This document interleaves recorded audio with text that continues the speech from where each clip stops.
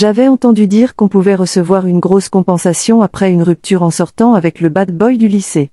Mes 3 colocataires et moi avions mis en place un roulement, chacune sortait avec lui pour encaisser l'argent. Mais quand ce fut mon tour, Javier, le bad boy en question, découvrit notre petit manège. Il changea soudainement les règles. Tu veux de l'argent? Épouse-moi. Ma colocataire Emilia avait entendu une rumeur selon laquelle sortir avec Javier puis rompre avec lui permettait de toucher une belle somme.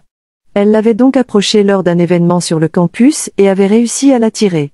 Moins d'1 mois plus tard, ils se séparèrent. Il lui transféra $10 000 comme indemnité de rupture, sans jamais lui demander de rendre les vêtements ou les sacs qu'il lui avait offerts. Quel homme généreux! Emilia partagea aussitôt sa stratégie avec nous, les autres filles de la chambre. Il aime les filles qui portent des robes blanches, ont les cheveux noirs et sentent la rose. Et surtout, il adore la menthe. Porter du parfum à la menthe tous les jours. Mec, je déteste la menthe. Alors ne le fais pas, précisa Emilia. Il m'a quitté aujourd'hui juste parce que j'en portais. C'est passe-temps? Faire du shopping, dépenser de l'argent, acheter des choses. S'il ne dépense rien une journée, il se sent mal. Emilia continua à détailler les goûts et les dégoûts de Javier. Mes 2 autres colocataires prenaient des notes très précises. Emilia me lança un regard. Olivia, pourquoi tu n'écris rien? Allez-y d'abord, je recopierai vos notes plus tard, répondis-je.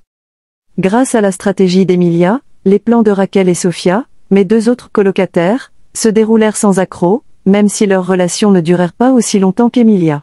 Quand Raquel revint, elle ajouta un nouvel avertissement. Ne touche jamais à ses chaussures, surtout à ses chaussons. Emilia porta sa main à la bouche, choquée. Vous n'êtes restés ensemble que 2 semaines et tu as vu ses chaussons? Pour vous donner une idée, Emilia était sortie avec lui pendant 1 mois, et n'avait jamais eu le droit de s'approcher à moins de 3 pas de lui. Non, expliqua Raquel. Il me ramenait sur le campus aujourd'hui, et ses chaussures le gênaient. Il a voulu les changer dans la voiture. Quand son assistant lui a apporté ses chaussons, j'ai essayé de l'aider en les prenant, et il m'a immédiatement transféré $10 000 en guise de rupture. Il semble très attaché à ses chaussons. Ah, ils étaient roses, peut-être un souvenir d'une ex, plaisanta Sofia. Il a un fétichisme des chaussons, c'est sûr. J'en ai tellement de jolis chez moi. J'adore les collectionner. Si tu voyais ma collection, tu voudrais me les voler. Puis ce fut au tour de Sofia de tenter sa chance. Elle réussit aussi, mais son aventure fut encore plus courte, 1 semaine seulement. Ne bois jamais l'eau en bouteille qui se trouve dans sa voiture, avertit-elle. J'ai ouvert une bouteille et pris une gorgée aujourd'hui, et il m'a immédiatement envoyé de l'argent et m'a dit de partir. Je frémis d'angoisse. J'adore boire de l'eau. Génial.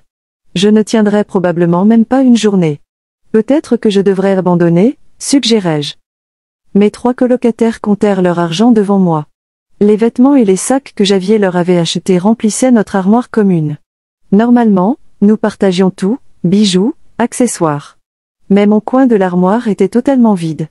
Sofia était encore plus impatiente que moi. Si tu n'y vas pas, une autre en profitera. Le jour où il m'a viré de sa voiture, plusieurs filles attendaient déjà leur tour. Elle avait raison. Javier était comme un distributeur automatique ambulant. Si ce n'était pas moi qui profitais de sa générosité, ce serait une autre. Alors pourquoi pas moi? Encouragé par mes colocataires, j'ai arrêté la moto de Javier après les cours, rassemblé mon courage et demandé ses coordonnées. Il m'a lancé un casque. Monte. On va faire un tour, puis je te les donnerai. Je l'avais déjà vu conduire. Il allait très vite. Me souvenant de ce qu'Emilia avait dit sur sa phobie de la vitesse, j'ai demandé timidement, je peux m'accrocher à toi? Il a baissé sa visière. Ce que tu veux. Casque sur la tête, je me suis installé derrière lui. Il conduisait à toute allure. Je m'accrochais fermement à sa veste, morte de peur. Il m'a emmené jusqu'à un parc d'attractions. Javier a enlevé son casque et m'a demandé, tu veux essayer le bateau pirate? J'ai secoué la tête énergiquement. Non merci. J'ai peur du vide. C'était bien plus compliqué que ce qu'avaient vécu mes colocataires. Elles avaient juste fait leur déclaration et il avait accepté. Alors on va faire la grande roue, dit-il. Il ne m'a pas demandé mon avis. Il est parti acheter les billets. Notre grande roue locale était surnommée la briseuse de couple. Chaque duo qui y montait finissait par se séparer. Même si nous n'étions pas encore en couple, j'avais hâte que ce soit terminé. Parce que rompre, c'était être payé. Nous nous sommes assis face à face dans la cabine, qui montait lentement. Aucun de nous ne parlait, jusqu'à ce qu'on atteigne le sommet. Javier a alors rompu le silence. « Olivia, que pense votre dortoir de moi ?» Oh non. Il avait tout compris. Pas étonnant qu'il me teste aujourd'hui. Je suis désolé, dis-je. Il a sorti son téléphone et m'a montré son code QR WhatsApp. Ma main tremblait en sortant le mien. C'est trop long, dit-il, puis il prit mon téléphone et scanna le code lui-même. Il ajouta son contact et s'étiqueta dans mon répertoire comme Marie. Quand j'ai récupéré mon téléphone et vu l'étiquette, j'ai demandé, ce n'est pas un peu inapproprié comme nom de contact ? Toutes tes anciennes colocataires m'avaient enregistré comme ça, répondit-il. Après être descendu de la grande roue, Javier me lança à nouveau le casque et me ramena à la résidence. Je ne sais pas si c'était mon imagination, mais le vent semblait plus doux sur le chemin du retour. Il roulait plus lentement. Après lui avoir rendu son casque, je suis monté en courant les escaliers. Au moins, je n'avais pas été jeté dehors dès le premier jour. Dès que j'ai mis les pieds dans le dortoir, mes 3 colocataires m'ont encerclé. « Olivia, alors ? Comment ça s'est passé ? Tu as réussi ? » Je leur ai montré ma page WhatsApp. Raquel a haussé les sourcils. « Époux Olivia ? Tu es culottée. Mais vous ne l'aviez pas aussi enregistré comme ça ? Ai-je demandé. Bien sûr que non. Ont-elles dit. Elles m'ont toutes montré leur téléphone. Crétin riche. Tempérament instable. Humeur imprévisible. Type lunatique. Aucune ne l'avait enregistré comme époux. Ce menteur. Le lendemain matin, plusieurs messages de WhatsApp s'affichèrent. Javier écrivait. Descends petit déjeuner. Mon activité préférée pour un rendez-vous, c'est le petit déjeuner. Ça compte comme un repas. Viens avec moi. On ira en cours après. Olivia, tu es réveillée ? Tu n'aimes plus ton petit ami ? En me frottant les yeux, j'ai demandé aux autres pourquoi elles n'avaient pas mentionné qu'il était aussi collant. Elles étaient toutes perplexes. Collant ? Il m'a à peine dit 2 phrases. Sinon, j'aurais sûrement pu en tirer plus. Notre conversation, c'était juste, ajout sur WhatsApp, puis transfert d'argent. Il n'a jamais répondu à mes messages. J'ai regardé l'écran à moitié endormi. Le message « Tu n'aimes plus ton petit ami ?» clignotait. Il était sérieux. Depuis quand prendre un petit déjeuner ensemble faisait partie d'un contrat relationnel ? Vous êtes sûr qu'il n'était pas comme ça avec vous ? Ai-je redemandé en me frottant les yeux. Sophia leva un sourcil, tenant sa tasse de café comme un bouclier. Il ne m'a jamais demandé quel était mon plat préféré. Il commandait un steak à chaque repas et regardait son téléphone. Emilia feuilletait son agenda. Il m'a juste demandé si j'aimais les pistaches. C'était notre conversation la plus profonde. Raquel secoua la tête. Je lui ai demandé s'il aimait les chiens et il m'a répondu, seulement ceux qui portent un pull. Je gémis. Alors pourquoi il agit comme si on était vraiment en couple ? Emilia inclina la tête, pensive. Peut-être que tu as passé un test secret. Ou peut-être qu'il prépare un truc bizarre, murmura Sophia d'un ton sombre. Il s'est enregistré comme époux dans tes contacts. C'est au-delà de bizarre. J'ai enfilé un sweat à capuche et suis descendu. Javier m'attendait déjà dehors avec sa moto, le casque pendant à ses doigts. Tu mets un siècle, dit-il en me lançant le casque. Viens, on va manger des pancakes. On est allé dans un petit café près du campus où je n'étais jamais allé. C'était chaleureux, rempli de plantes, et ça sentait la cannelle et le sirop. Javier a commandé pour nous 2 sans me demander. Pancakes aux myrtilles et chocolat chaud. Tu t'es souvenu de ma boisson préférée ? Ai-je demandé, surprise. Javier ne répondit pas. Il découpa soigneusement ses pancakes, puis leva les yeux. Tes colocataires sont ennuyeuses. Toi, tu es différente. Qu'est-ce que ça veut dire ? Elle faisait semblant d'aimer tout. Toi, tu détestes la menthe. Tu n'as rien essayé de simuler. Je clignais des yeux, sans voix. Il se pencha sur la table, les coudes appuyés. Voilà le deal. Je change les règles. Mon estomac se noie. Tu veux la compensation de rupture ? Demanda-t-il.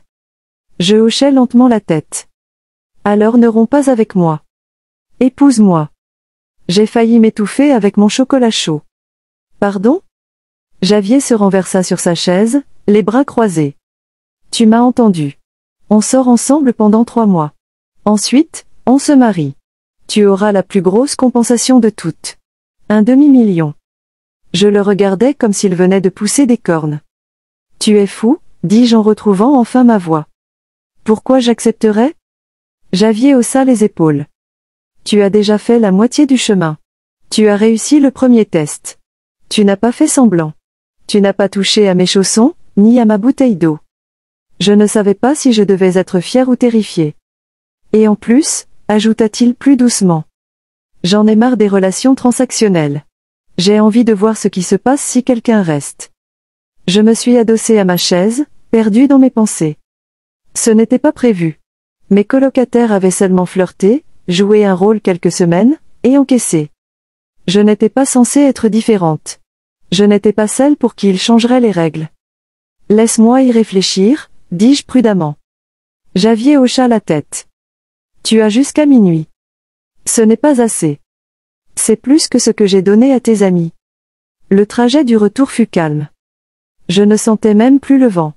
Javier conduisait avec précaution, pas comme l'obsédé de vitesse qu'il était avant. Quand il m'a déposé, il s'est contenté de dire « Tiens-moi au courant ».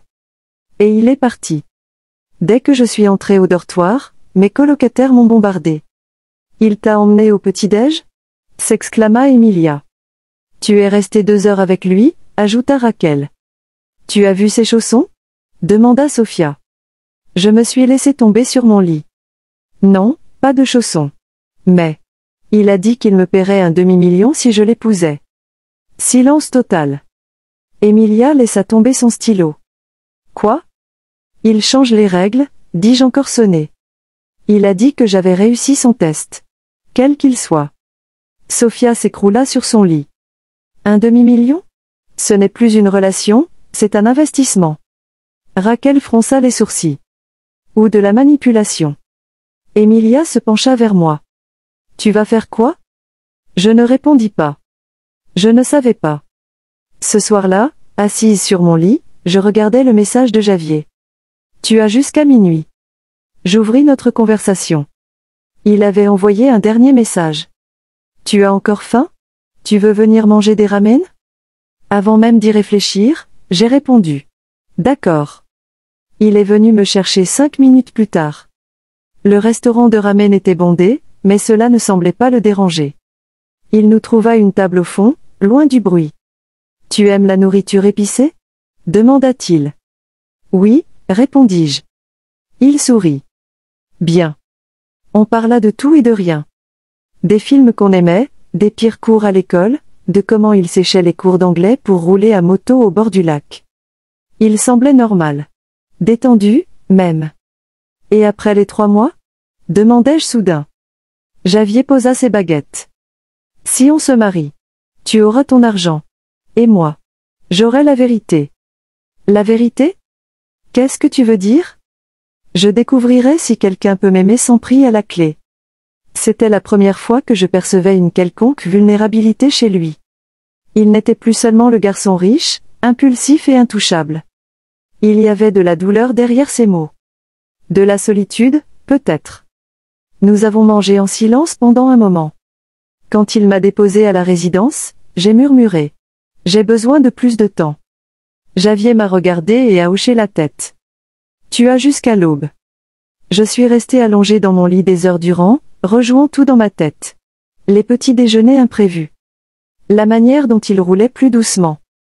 Le fait qu'il se souvenait que je détestais la menthe. Le non-époux dans mes contacts. À 4 heures du matin, je me suis levé et j'ai ouvert mon ordinateur. J'ai fait une liste de pour et de contre. Ça n'a servi à rien. Puis j'ai sorti un carnet de mon tiroir et j'ai commencé à écrire. Si je l'épouse, qu'est-ce que je perds? Mon intimité, mes projets d'avenir, peut-être même mon cœur. Mais, si je ne l'épouse pas? Et si quelqu'un d'autre prenait ma place? Et si je passais à côté de la chance d'être autre chose qu'une simple anecdote entre colocataires? À 6 heures du matin, je lui ai envoyé un message. On peut parler?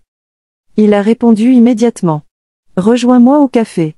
Le même que la dernière fois. Je me suis habillé à la hâte et suis sorti en courant. Le ciel était encore sombre, les rues silencieuses. Il m'attendait déjà, avec 2 chocolats chauds fumants. Je suis partante, ai-je dit.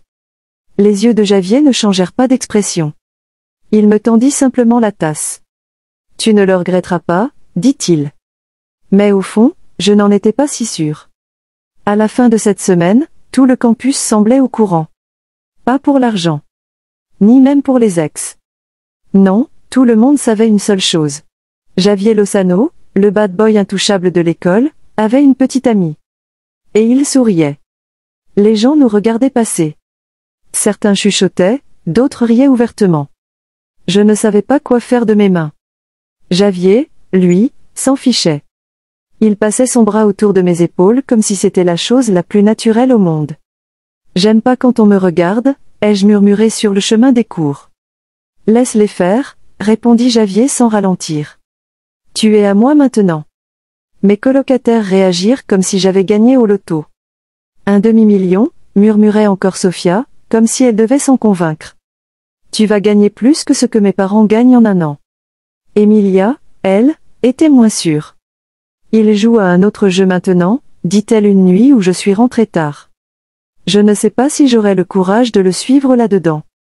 Raquel se contenta de soupirer. Ne tombe pas amoureuse de lui, Olivia. Trop tard. Je ne l'avais pas voulu. Mais Javier était différent quand le monde ne regardait pas. Quand c'était juste lui et moi. Il était réel. Comme quand il lisait des BD à côté de moi à la bibliothèque au lieu d'étudier.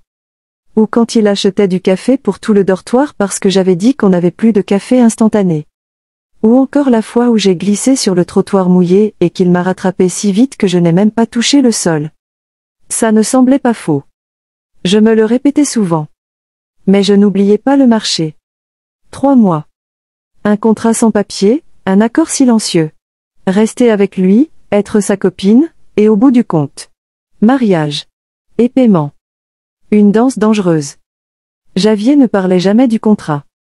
Après notre deuxième rendez-vous, il agissait simplement comme si on était un vrai couple. Il me tenait la main en classe, m'envoyait des messages le matin, des mêmes la nuit. Mais parfois, je le surprenais à me regarder comme s'il hésitait encore. Comme s'il attendait un signe pour tout arrêter. Un après-midi, il m'a emmené au lac. L'eau était calme, la lune se reflétait en silence à la surface. Il a étendu une couverture et m'a tendu une petite boîte. C'est pour toi, dit-il. Je l'ai ouverte doucement. À l'intérieur, une clé. C'est pourquoi? Ai-je demandé, confuse. Javier s'est allongé sur les coudes. Mon appart. Si jamais tu veux t'échapper de tes colocataires. C'était un test. Je l'ai su tout de suite. Il voulait voir si je la prendrais, si je m'installerais avec lui. Si je prenais ça au sérieux. J'ai hoché lentement la tête. Merci. Mais je ne me suis pas installée. Pas encore. J'avais besoin d'espace.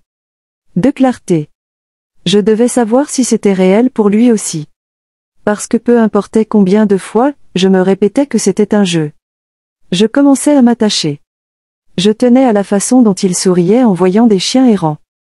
Je tenais à l'air triste qu'il avait chaque fois qu'on passait devant la boutique de fleurs, mais qu'il n'en achetait jamais. Je tenais à ce regard mélancolique qu'il lançait au couple sur le campus. Javier était brisé d'une manière qu'il ne montrait jamais. Et moi, j'avais peur de tomber amoureuse d'un garçon qui ne promettait qu'un chèque. 3 semaines passèrent. Un matin, tout changea. Javier ne vint pas au petit déjeuner. Ne répondit à aucun message. Ne vint pas en cours. Au début, je me suis dit qu'il était juste fatigué. Qu'il avait besoin d'espace.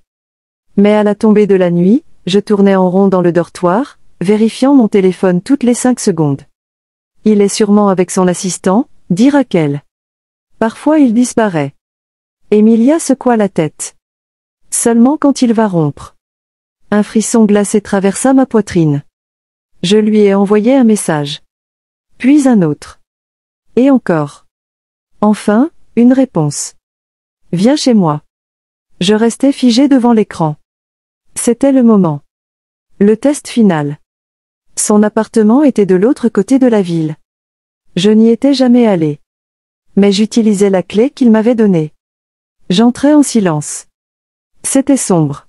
Luxueux. Froid. Javier était assis sur le canapé, en jogging et sweat à capuche, regardant la télé sans le son. Je refermai doucement la porte. Il ne se retourna pas. Je croyais que tu avais changé d'avis, dit-il doucement. J'ai failli. Je restais debout, incapable de parler. Puis enfin, il me regarda. J'ai peur, Olivia. Je clignai des yeux. De quoi? Il passa la main dans ses cheveux en désordre. De tout ça. De toi. De ce qui se passera si je te laisse entrer et que tu pars. Je ne t'ai jamais menti, dis-je. Non. Mais tout le monde l'a fait. Il se leva, marcha jusqu'à la fenêtre. Regarda la ville. Mon père disait que les femmes ne restent que si tu continues à payer. Alors j'ai payé. À chaque départ, je donnais l'argent et je considérais que c'était le prix à payer. Ce n'est pas ça, l'amour, dis-je doucement. Javier se retourna. Et pourtant, toutes tes colocataires ont pris l'argent. Je m'approchai. Moi, je ne l'ai pas pris. Il me regarda. Et je ne le prendrai pas. Si tu ne veux pas que je le prenne. Le silence s'installa, fragile. Puis il traversa lentement la pièce. Et m'enlaça. Pour la première fois. Ça ne ressemblait pas à un contrat. Pas à un défi. C'était juste. De la chaleur. Je veux essayer, murmura-t-il. Mais je ne sais pas comment. Je le serrai plus fort. On trouvera. Cette nuit-là, je suis resté. Pas pour la clé. Pas pour l'argent. Parce que j'en avais envie. Il m'a préparé des œufs brouillés à minuit. Et m'a laissé choisir le film. J'ai choisi un dessin animé. Il n'a même pas râlé. Je me suis endormi sur son épaule. Et pour la première fois depuis des semaines. Je n'ai pas rêvé d'argent. J'ai rêvé de baisers, de rire. Et de pancakes. Le lendemain matin, je me suis réveillé avec l'odeur du pain grillé. Javier était dans la cuisine, manches relevées, fredonnant doucement. Quand il m'a vu, il a souri. Et là, tout a semblé normal. C'est à ce moment-là que j'ai su que j'étais foutu. Parce qu'il restait encore 2 mois. 2 mois jusqu'à la supposée date du mariage. 2 mois avant qu'il décide si c'était réel. Ou juste une autre transaction de sortie. Et je ne savais pas si je pourrais supporter qu'il me brise le cœur. En me payant pour que je parte. Si on m'avait dit, 1 mois plus tôt, que je me réveillerais dans le lit de Javier Lozano. Enveloppé dans ses draps. L'écoutant chantonner faux en faisant des toasts. J'aurais ri au nez de la personne.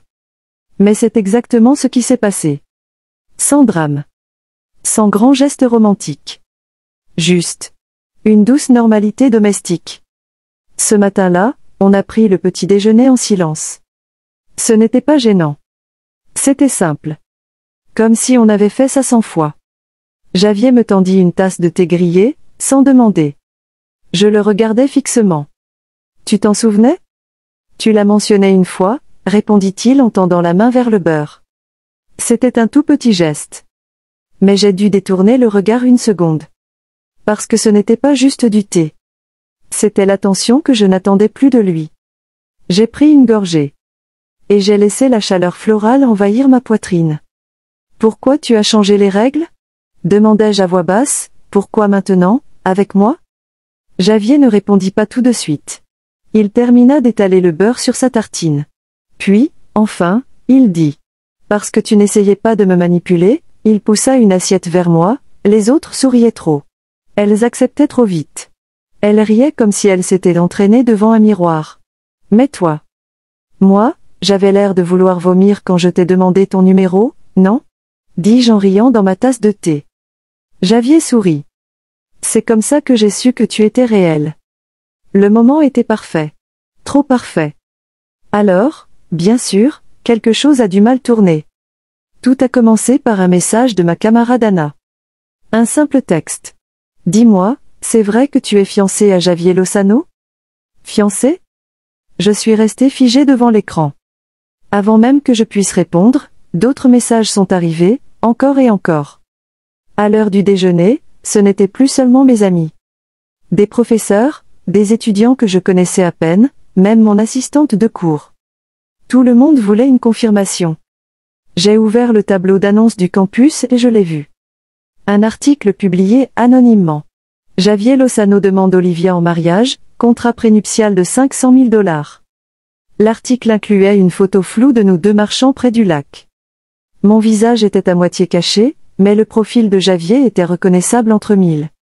Je suis allé en courant au parking, là où Javier attendait habituellement après les cours. Il était appuyé contre sa moto, casque à la main, totalement détendu. « Tu l'as vu, pas vrai ?» altai-je. Il hocha la tête. « Oui. Et ce n'est pas moi qui l'ai publié, si c'est ce que tu penses. »« Alors qui ?» Javier haussa les épaules. « Un passant. Quelqu'un qui nous a vus, ou entendu un truc. Et a décidé de le rendre intéressant. Tout le monde pense qu'on est fiancés, dis-je, le cœur battant. » Javier inclina la tête. « D'une certaine manière, on l'est. »« Non, on ne l'est pas. On avait un accord. 3 mois. C'était ça. Pas ça. » Son expression ne changea pas. « Tu veux que je démente ?» Je restai muette un instant. « Oui. Non. Je ne sais pas. » Javier s'approcha, sa voix plus douce. « Je m'en fiche de ce que les autres pensent. Ce qui m'importe, c'est ce que toi, tu penses. Je pense que je ne veux pas que mon visage soit placardé sur tous les panneaux de potins du campus, dis-je en essayant de garder mon calme. Pour la première fois, Javier sembla sincèrement désolé. Je vais parler à quelqu'un. Je vais faire retirer la publication. Il ne me promit pas que tout irait bien. Il ne me dit pas de ne pas m'inquiéter. Mais le lendemain, l'article avait disparu. Remplacé par une nouvelle rumeur. Que j'aurais payé quelqu'un pour faire semblant de sortir avec Javier. Quand le scandale ne colle pas, les gens en inventent un autre. Je m'assis sur un banc devant la bibliothèque, téléphone en main, cœur battant. Mes colocataires m'envoyaient des messages non-stop. Emilia, quelqu'un est jaloux. Une ex, peut-être. Sophia, son assistante? Celle avec les ongles terrifiants? Raquel, c'est exactement pour ça que je t'ai dit de ne pas tomber amoureuse. Je ne répondis à aucun message. Je regardais juste le dernier de Javier. Retrouve-moi derrière le bâtiment de musique. Quand j'y suis arrivé, il était assis sur un banc, en train de nourrir une écureuil. Tu t'en fiches vraiment, hein? dis-je. Il leva les yeux. Ça me touche. Je ne le montre juste pas. Eh bien moi, ça me touche. Et tout ça devient incontrôlable. Javier observa mon visage, puis dit. Tu veux abandonner? Je clignai des yeux. Tu as le droit. Personne ne te force. Il sortit son téléphone. Je peux faire le virement maintenant. Sans rancune. Je fixai l'écran. Les 10 chiffres de la liberté. Mais. Ça sonnait faux. Je ne veux pas de l'argent, dis-je. Les mains de Javier se figèrent. Je veux la vérité, ajoutai-je. Silence. Puis il rangea son téléphone et murmura. Très bien. Cette nuit-là, je suis resté encore chez lui.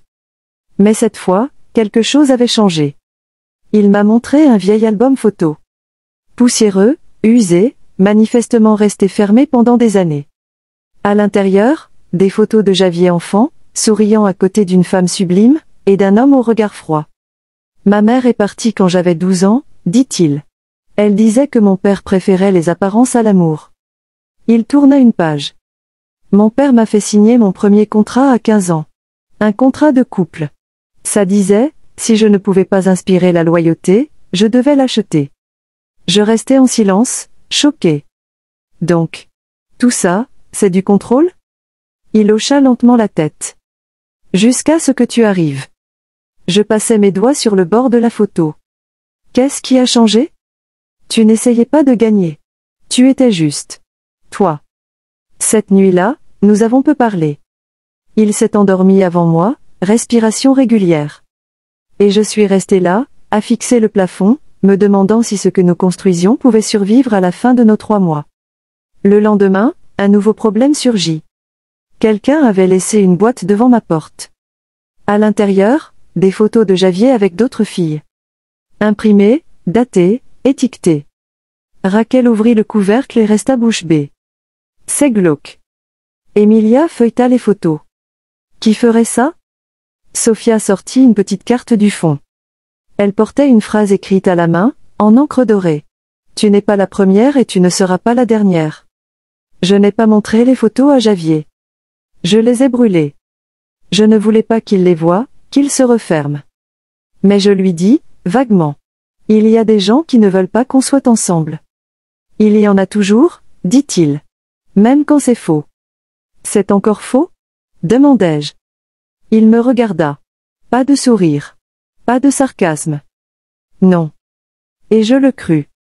Mais quelque chose en moi me souffla que notre histoire commençait à peine à se dénouer. Parce que plus elle devenait réelle, plus elle devenait dangereuse. Et j'avais la sensation que quelqu'un s'assurait qu'elle n'arrive jamais jusqu'à la fin. À la fin du 2e mois, j'ai cessé de compter les jours. Pas parce que j'avais oublié notre accord, mais parce que je voulais oublier. Javier avait arrêté d'agir comme un homme avec une date d'expiration. Il avait commencé à se comporter comme un vrai petit ami. Le genre de mec qui ramène tes snacks préférés quand tu étudies tard. Qui se souvient de ton côté préféré du lit. Et quelle chanson t'aide à t'endormir. Il n'était pas parfait. Il avait ses sautes d'humeur, ses secrets, ses silences. Mais il était là. Et ça comptait. Et pourtant, cette boîte de photos me hantait. Je ne lui avais pas parlé de la carte qui l'accompagnait.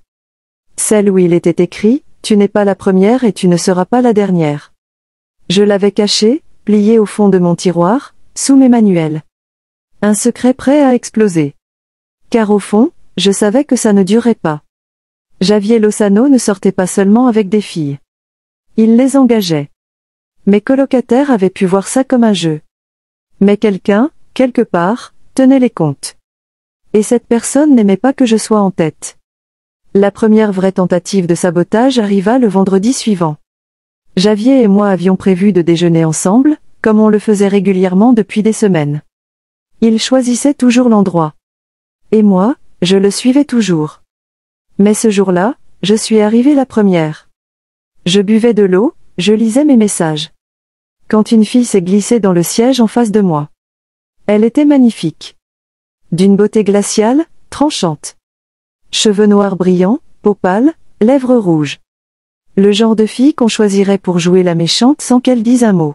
« Tu es Olivia ?» dit-elle d'un ton sec. Je clignai des yeux. « On se connaît ?»« Non » répondit-elle. « Mais je le connais, lui. » Pas besoin de préciser de qui elle parlait. « Je suis Camilla. Ex-petite amie. Ou plutôt, ex-cliente. » Je ne dis rien, mais mon estomac se noie. Camilla posa une serviette sur la table, la lissa comme si elle possédait l'endroit. « Il t'a dit combien de filles ont fait ça? Combien de relations se sont terminées par de l'argent et du silence? » « Je ne suis pas là pour les ragots, répondis-je d'un ton calme. Elle sourit. « Ce n'est pas un ragot. C'est un avertissement. » Je me levai. « Je n'ai pas besoin d'avertissement. » Elle ne bougea pas. Elle tapota la table 3 fois avec son ongle parfaitement manucuré. « Tu es la première qu'il garde aussi longtemps. Tu bousilles le système. » « Quel système? » Camilla se leva, plus grande, plus froide. « Le système qui lui permet de garder le contrôle. Quand il ressent quelque chose de réel, il panique. Et quand il panique, il paie. » Puis elle s'en alla. 5 minutes plus tard, Javier arriva essoufflé, un sac de plats à emporter à la main. Je me suis dit qu'on pourrait manger près de la fontaine aujourd'hui. Je le suivis, sans rien dire. Je fixais ses mains. Je ne lui ai pas parlé de Camilla. Et lui non plus ne l'a pas mentionné. Mais la graine était plantée. Cette nuit-là, j'ai rouvert la carte. Tu n'es pas la première, et tu ne seras pas la dernière. Je n'ai pas dormi. Le lendemain, il pleuvait fort. Javier est apparu à ma porte avec un parapluie rouge et une boîte de tartelettes à la fraise. Il ne parla pas de la pluie. Il me tendit juste le parapluie. Viens marcher avec moi. Au début, on ne parlait pas. On marchait dans les flaques, en silence. Puis il dit. J'ai vu Camilla. Je me suis arrêté net. Elle t'a trouvé, n'est-ce pas? J'ai hoché la tête. J'aurais dû t'en parler. Elle déteste les fins non maîtrisées. Qu'est-ce qu'elle voulait dire par le système? Javier ne répondit pas tout de suite. Puis, enfin. Tout a commencé avec une fille. Elle m'a quitté, m'a accusé de l'avoir utilisée. Mon père m'a dit de contrôler la narration. Alors je lui ai donné de l'argent. Je lui ai demandé de dire que la rupture était mutuelle, calme, propre. Il me regarda dans les yeux. Puis c'est devenu une habitude. Je fixais le parapluie entre nous. Je me demandais combien d'autres filles avaient traversé cette même pluie, posant la même question. Je ne suis pas comme elle. Je le sais. Alors pourquoi j'ai l'impression d'être juste une répétition dans ton schéma? Javier soupira. Parce que j'ai peur de te laisser devenir autre chose. Il me tendit le parapluie et partit, sous la pluie. Je ne le suivis pas. Ce soir-là, mes colocataires ont lancé un marathon de films. Je ne les ai pas rejoints. Emilia a frappé à ma porte juste avant minuit. Tu vas bien? Elle portait un dossier. Elle a déjà fait ça. 2 fois. Une à Londres, une à New York. Les 2 fois avec des étudiants haut placés. Elle ouvrit le dossier. Dans les 2 cas, les victimes ont été blanchies. Mais pas avant d'avoir perdu des bourses, des stages. Et, pour l'un d'eux, un semestre entier. Pourquoi elle n'est pas bannie du campus? Demandai-je. Parce que personne ne porte plainte, répondit Rulio. Ils prennent l'argent, signent des accords de confidentialité. Et continuent leur vie. Le poing de Javier se crispa. Pas cette fois. Rulio se pencha en arrière. Il nous faudra une déclaration d'Olivia. Et il faudra la rendre publique. Je déglutis. Publique. Javier me regarda doucement. Tu n'as rien à faire que tu ne sois pas prête à faire. Mais j'étais prête. J'en avais assez de laisser les autres écrire mon histoire à ma place. Cette nuit-là, je me suis assise sur le canapé de Javier et j'ai écrit la déclaration. Elle n'était pas longue. Elle n'en avait pas besoin. Supérieure à je m'appelle Olivia. Je n'ai jamais accepté d'argent pour sortir avec Javier Lozano. Je n'ai jamais été payée, et je n'ai jamais eu l'intention de l'être. Toute preuve prétendant le contraire est fausse, fabriquée, et fait partie d'une campagne contre moi. J'ai des preuves. Et je n'ai plus peur. Javier l'a publié depuis son compte. Je l'ai publié depuis le mien. 10 minutes plus tard, nos boîtes de réception débordaient. Messages de soutien. De haine. De curiosité. Le chaos habituel d'Internet. Et puis, quelque chose d'inattendu. Camilla a répondu. Supérieure à tu crois que c'est nouveau? C'est comme ça que fonctionne le jeu. Tu as perdu dès l'instant où tu as cru qu'il était différent. Elle a joint une photo de Javier avec une autre fille. Je ne la reconnaissais pas. Javier regarda l'image longtemps. C'était l'une des premières, dit-il doucement. Elle s'appelait Laura. Elle est partie avant même que le système de paiement de rupture existe. Qu'est-ce qui s'est passé? Elle m'aimait. Et je l'ai détruite. Alors j'ai créé un système pour me protéger.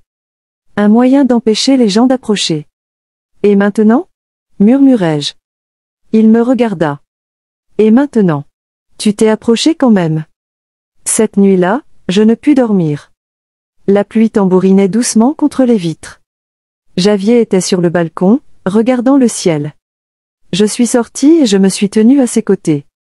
Si on surmonte ça, dis-je. Qu'est-ce qu'il se passe à la fin des 3 mois? Il ne répondit pas tout de suite. Puis. Il n'y aura plus de contrat. Plus d'argent. Plus de règles. Je pris une grande inspiration. Alors. Qu'est-ce qu'on est? Javier se tourna vers moi. Tu es la seule personne que j'ai jamais voulu garder. Sans devoir la payer pour ressentir quelque chose. Alors, prouve-le. Le lendemain, Javier donna une conférence de presse. Oui, une vraie. La fondation de sa famille possédait une société médiatique. Il l'utilisa. Il se tenait à mes côtés, vêtu d'une veste bleu marine et de baskets blanches. Rien à voir avec l'image du bad boy arrogant. Il raconta tout, les contrats, les paiements, ses murs émotionnels. Et la fille qui les avait fait tomber. Il ne cita pas Camilla, pas directement. Mais tout le monde savait. Puis, enfin, il dit quelque chose qui fit taire toute la salle. Supérieur à j'ai proposé un accord à Olivia. Reste avec moi pendant 3 mois. Et tu reçois un demi-million à la fin. Elle est restée. Et n'a jamais demandé un centime. Il sortit un chèque. Supérieur à je donne cet argent au programme de santé mentale du campus. Parce que si j'avais reçu de l'aide plus tôt. Peut-être que je n'aurais jamais eu besoin d'acheter l'affection. Aucun applaudissement. Aucun cri. Juste. Le silence. Le genre de silence qui a du poids. Ce soir-là, mon accès étudiant fut rétabli. L'administrateur impliqué fut suspendu. Camilla quitta l'école le lendemain. Pas de message. Pas d'adresse. Javier ne reparla jamais d'elle. Moi non plus. La tempête était passée. Mais je savais que des répliques viendraient. Parce que la vraie question restait en suspens. Pas est-ce que je resterai? Mais est-ce que Javier peut se laisser aimer? Sans condition? Et, est-ce que moi, je peux arrêter d'attendre la prochaine épreuve? Parce que l'amour avec Javier n'a jamais été simple. Jamais été sûr.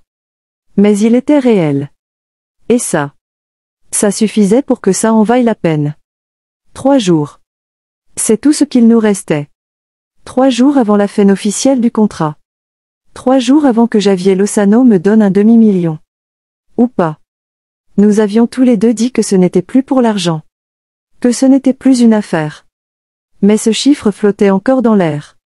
Comme une tension électrique, 500 000. Et maintenant que le scandale était terminé. Tout le monde observait de plus près que jamais. Javier essayait d'agir normalement. Il m'envoyait des messages du matin. Me tenait la main. M'emmenait dans mon restaurant de ramen préféré. Mal éclairé mais au bouillon parfait. Mais je le sentais s'éloigner. Plus je serrais sa main, plus elle me semblait glisser. Des détails minuscules. Il ne fredonnait plus en cuisinant. Il répondait par des mots isolés. Ses yeux ne souriaient plus. Je n'ai pas demandé pourquoi. Parce que je savais déjà. Il se préparait à dire au revoir. Alors j'ai fait quelque chose de désespéré. J'ai organisé un rendez-vous surprise. C'était stupide, impulsif. Et complètement moi. J'ai loué un petit espace dans un jardin sur le toit près du bâtiment des Arts, un endroit que peu d'étudiants connaissaient. J'ai acheté des guirlandes lumineuses, des lanternes à piles et la sélection la plus absurde de nourriture de pique-nique que j'ai pu trouver dans l'épicerie du coin. Puis je lui ai envoyé un message. Viens sur le toit. Pas de casque, pas de règles. Juste nous. Il est arrivé 20 minutes plus tard, encore en blazer de sa réunion de travail, la cravate desserrée, un sourcil levé. Tu ne m'enlèves pas, j'espère? Lança-t-il à moitié en plaisantant. Je souris. Si je le faisais, tu te débattrais sûrement. Javier observa la couverture, les plats, les lumières scintillantes. Son expression s'adoucit. Pas le moins du monde. On s'est assis sous les étoiles en se passant des boîtes de nourriture. Macaroni au fromage, sushi, cookies, rouleaux de printemps froid. Rien n'allait ensemble. Tout était parfait. Pendant un moment, tout fut simple. C'était comme la version de nous avant les mensonges. Avant les paiements. Avant le sabotage. Je me suis allongée, et j'ai regardé le ciel. Tu crois qu'un jour on rira de tout ça? Javier me regarda. On rit déjà. Pas vraiment, répondis-je. On survit. Il ne dit rien. Me regarda simplement avec une expression que je ne savais pas déchiffrer. Puis il dit. Il y a quelque chose que je dois te dire. Je me suis redressée. Quoi? Il sortit une petite enveloppe de sa veste. Je ne la pris pas. C'est ce que je pense? Javier acquiesça. Le paiement est prêt. Je t'ai dit que je n'en voulais pas, répondis-je, tendu. Il posa l'enveloppe sur la couverture entre nous comme si elle pouvait prendre feu. Je sais. Mais j'avais besoin d'être prêt. Au cas où. Tu partirais. Je le fixai. Javier, je ne vais pas te quitter. Tu devrais, répondit-il. Pourquoi? Il détourna le regard. Parce que je ne sais pas aimer sans payer pour que quelqu'un reste. J'ai tendu la main et écarté doucement l'enveloppe. Je suis resté, dis-je. Même quand l'école s'est retournée contre moi. Même quand ton ex a essayé de ruiner ma vie. Même quand tout le monde chuchotait sur notre passage. Je suis resté. Sa mâchoire se contracta. Je ne veux pas être la raison pour laquelle tu perds tout. Alors arrête de me repousser. On se regarda à la lumière des guirlandes. Puis il dit quelque chose si doucement que je faillis ne pas l'entendre. Je suis amoureux de toi. J'ai eu l'impression que le sol se dérobait sous moi. Pas parce que je ne le savais pas déjà. Mais parce que l'entendre brisait enfin la peur, le doute, le silence qu'on traînait depuis des mois.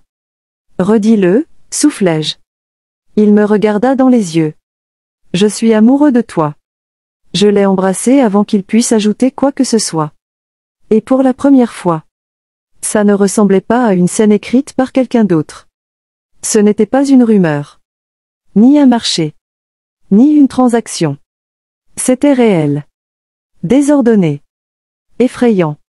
Et entièrement à moi. Après cette nuit-là, quelque chose changea. Javier arrêta de consulter son téléphone tout le temps. Il se remit à fredonner en cuisinant. Il me laissa même mettre une brosse à dents dans sa salle de bain. C'était comme si on était enfin devenu la version authentique de nous-mêmes. Délestés du passé. Mais le monde ne voulait pas nous laisser être heureux trop longtemps. Le dernier jour de notre contrat, le jour 90. Nous avons reçu une invitation remise en main propre. La Fondation Camilla Sorrento sollicite la présence de Javier Lozano et Olivia à sa soirée annuelle de bienfaisance. Une gifle. Elle avait lancé sa propre fondation. Et utilisé les retombées du scandale pour se redorer en défenseuse des relations honnêtes et de l'élite romantique. Quelle que soit la définition. L'invitation n'était pas qu'une provocation. C'était un piège. Javier voulait l'ignorer. Qu'elle pourrisse dans son marécage de luxe, dit-il. Mais moi, j'avais une autre idée. Allons-y, que le monde voie ce qu'on est vraiment. Il n'était pas convaincu, mais il accepta. On entra main dans la main. Javier en smoking noir. Moi, dans une robe bleu marine simple. Qui me faisait sentir moi, pas un personnage. La salle se figea quand on entra. Camilla était près de la scène, une coupe de champagne à la main. Dans une robe rouge cramoisie qui devait valoir plus que mes frais de scolarité. Elle nous vit. Elle sourit. Mais ce n'était pas de la victoire. C'était de la reddition. Javier ne lui adressa pas un mot. Moi non plus. Il n'y en avait pas besoin. À minuit, nous étions de retour chez lui. Je mis mon pyjama et me blottis sur le canapé. Javier m'apporta 2 tasses de thé et s'assit à côté de moi. Aujourd'hui, c'était le dernier jour, murmurai-je. Je sais. Plus de contrat. Il me regarda. Alors laisse-moi poser la question. Sans contrat. Sans condition.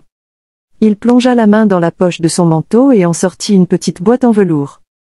Je retenais mon souffle. Olivia, dit-il doucement. Est-ce que tu veux rester? Il n'a pas dit épouse-moi. Il a dit, reste. Et c'était encore plus fort. Oui, soufflai-je. Il sourit et ouvrit la boîte. Ce n'était pas une bague en diamant. Juste un anneau fin en or. Simple. Sans fioriture.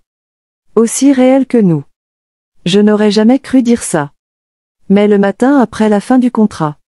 Tout paraissait normal. Pas de confetti. Pas de gros titres. Juste. Le soleil.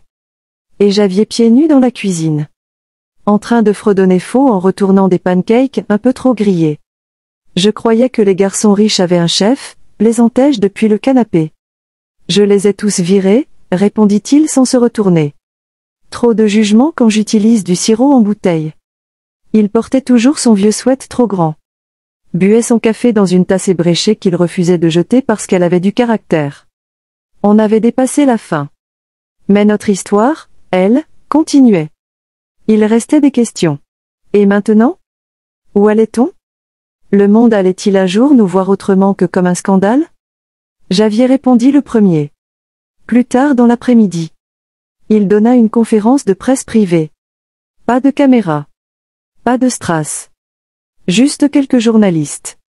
Il me tint la main, et déclara au micro. Il n'y a eu ni paiement, ni contrat, ni accord caché.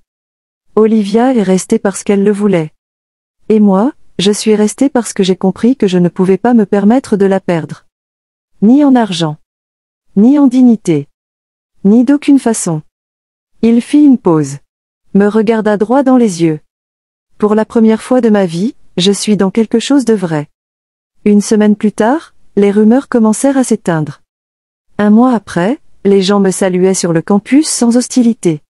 Et 3 mois plus tard, un miracle. J'oubliais qu'on avait commencé par un contrat. On faisait les courses. On se disputait sur les meilleures formes de pâtes. On repeignit un mur du salon en vert pâle parce que ça me calmait. Et il trouva que ça suffisait comme raison. Plus de dîners extravagants. Plus de tests. Juste. Des choses simples. Constantes. Un jour, je le trouvais devant l'étagère à chaussons. Il n'avait jamais laissé personne les toucher. Mais ce jour-là, il prit une paire de chaussons roses, les miens, et les plaça à côté des siens. Je ne dis rien. Je lui embrassai l'épaule et pris sa main. Certaines nuits, je me demandais pourquoi ça avait marché. Pourquoi nous y étions arrivés alors que tant d'autres avaient échoué. Javier m'avait dit un jour.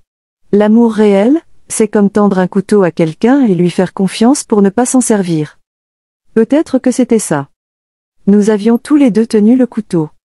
Et nous l'avions lâché. Mais tout n'est pas resté calme. Un samedi matin. On reçut une lettre. Timbre d'une autre ville. Pas d'expéditeur. Une écriture familière. À l'intérieur, une seule photo. Nous, sur le toit, l'heure du pique-nique. Les guirlandes, la nourriture, les plats dépareillés. Moi riant, figé dans l'instant. Lui, les yeux plongés dans les miens. Pas de menace. Pas de mots. Juste. La photo. Javier la regarda longtemps. Camilla? Demandai-je doucement. Il hocha la tête. Probablement. Tu crois qu'on devrait s'inquiéter? Javier plia la photo et la rangea dans un tiroir. Non, dit-il. Elle peut regarder autant qu'elle veut. Mais elle ne réécrira pas cette histoire. Et ce fut tout. Elle ne nous recontacta jamais. Notre vie ne redevint pas ce qu'elle était. Elle devint meilleure. Je repris les cours. Javier fit une pause dans les affaires familiales. Il s'inscrivit avec moi en introduction à la littérature comparée. Il détestait ça. Mais il s'asseyait à mes côtés. Prenait des notes avec des stylos ridicules. Et écrivait des dissertations trop théâtrales juste pour me faire rire. Nous avons trouvé un nouveau rythme. Réveil côte à côte. Endormissement au son de la pluie. Dispute sur la lessive. Fêter des riens avec des cupcakes de la boulangerie de la 5e avenue. Et peu à peu, le monde a arrêté de nous observer. Nous sommes devenus des figurants dans les potins des autres. Et c'était très bien. Parce que Javier et moi, on était occupés à construire quelque chose. Aucun gros titre ne pouvait capturer quelque chose d'aussi ennuyeux, beau et réel. Un soir, allongé sur le canapé, la tête contre sa poitrine, Javier murmura. Tu penses parfois à ce qui se serait passé si on n'avait jamais fait ce contrat? J'ai hoché la tête. Parfois. Je crois qu'on se serait manqué. On aurait cru qu'on était trop différents. Qu'on n'en valait pas la peine. Il m'embrassa le front. Mais si. On en valait la peine. On n'avait plus besoin de contrat. Ni de statut. Ni de chiffres. Et un jour, longtemps après, quand le printemps revint, et que les cerisiers refleurirent sur le campus, Javier s'agenouilla à côté de moi sur un banc tranquille. Il ouvrit une petite boîte. Ce n'était pas théâtral. Pas de public. Juste nous. Et une seule question. Tu resteras encore? J'ai ri. J'ai pleuré. Et j'ai dit. Oui. Pour toujours.